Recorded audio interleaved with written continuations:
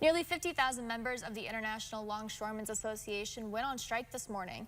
The workers are in charge of retrieving supplies from overseas ships and distributing them across the U.S. The workers are demanding better working conditions and an increase in pay. The executive director of Worker Institute at Cornell explains New York and New Jersey have large supply ports, and we will start to feel the effects locally. She adds it depends on American consumers and the government to determine how long this strike lasts.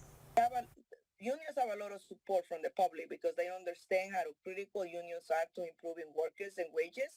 So I think that we are going to see whether that support for unions translates for a little bit longer. We'll have more information on this strike as well as a statement from Governor Hochul coming up on 12 News at 5:30.